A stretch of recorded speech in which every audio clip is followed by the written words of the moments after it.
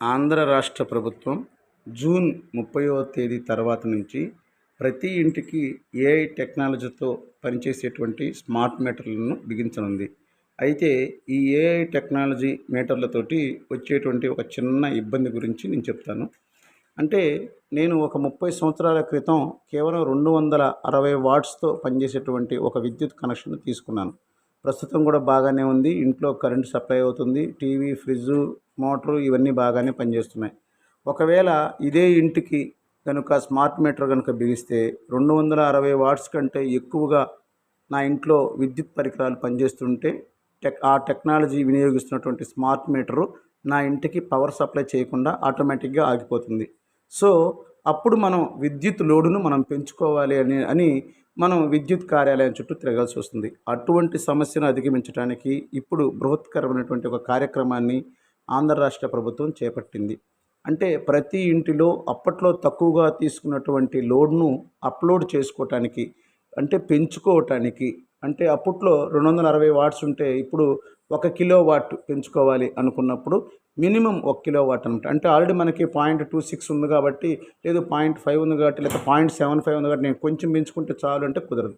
నువ్వు ఎంత పెంచినా కూడా, అంటే 0.5 పెంచినా, 0.25 పెంచినా, 0.75 పెంచినా అది 1 కిలో వాట్ కిందే అది పరిగణించబడుతుంది. సో మనం పెంచుకునేటప్పుడు మినిమం 1 కిలో వాట్ పెంచుకున్నట్లయితే 1 కిలో వాట్కు డిమాండ్ ప్రకారం రూ. 2,500 అవుతుంది. కానీ రాష్ట్ర ప్రభుత్వం మనకి కేవలం రూ. 1,250 ఇస్తుందన్నమాట. అంటే 50% సబ్సిడీతో మనకి ఈ అవకాశాన్ని కల్పించింది.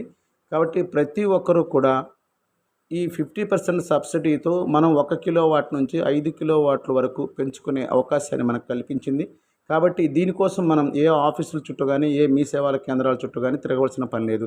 మన దగ్గర ఒక స్మార్ట్ ఫోన్ ఉంటే ఇప్పుడు నేను చూపిస్తున్న విధానం ప్రకారం మీరే మీ స్మార్ట్ ఫోన్ ద్వారా అకౌంట్ నుంచి కానీ, లేకపోతే యూపీఐ నుంచి కానీ, దేని ద్వారా అయినా సరే మీరు డబ్బు చెల్లించి మీరు మీకున్నటువంటి విద్యుత్ సదుపాయాన్ని అప్డేట్ చేసుకొని 1 కిలో వాట్ నుంచి 5 కిలో వాట్ల వరకు లోడ్ పెంచుకునేటువంటి అవకాశాన్ని కల్పించింది. జూన్ 30 దాకా టైం ఉంది.